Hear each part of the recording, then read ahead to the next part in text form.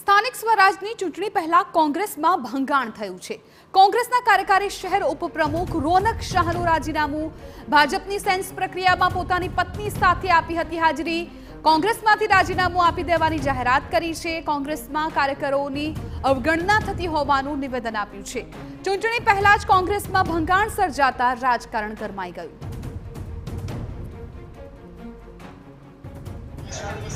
હું હાલમાં કાર્યકારી પ્રમુખ હતો કોંગ્રેસમાં શહેરનો ને એક જે ફ્રી હેન્ડ જોઈએ તે હું કામ કરી શકતો નહીં હતો। હું જ્યારે જિલ્લા યુથ કોંગ્રેસ પ્રમુખ હતો ત્યારે મને ઓથોરિટી હતી બધી રીતના હું કામ કરવાની ને હાલમાં હું જ્યારે શહેર પ્રમુખ હતો ત્યારે એક હાથ દબાઈ ગયા હતા એક બે વલસાડ શહેરના નેતાઓથી।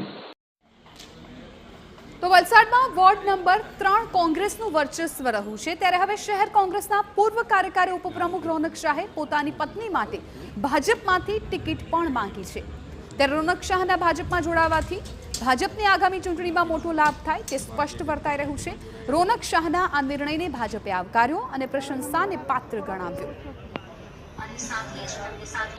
ભારતીય જનતા પાર્ટી રાષ્ટ્રીય પાર્ટી છે, સનાતન ધર્મને માનનારી પાર્ટી છે અને કોંગ્રેસના જે શહેર પ્રમુખ જે યુવા કાર્યકારી પ્રમુખ એમના પત્નીએ ટિકિટ માંગી છે એ ખરેખર બુદ્ધિશાળી કહેવાય કે કોંગ્રેસમાંથી આજે ભાજપની પાર્ટીમાં ટિકિટ માંગીને ભાજપની પાર્ટી પર વિશ્વાસ, ભાજપના નેતાઓ પર વિશ્વાસ રાખીને એમણે ટિકિટ માંગી છે, તો એ ખૂબ પ્રશંસનીય પાત્ર છે।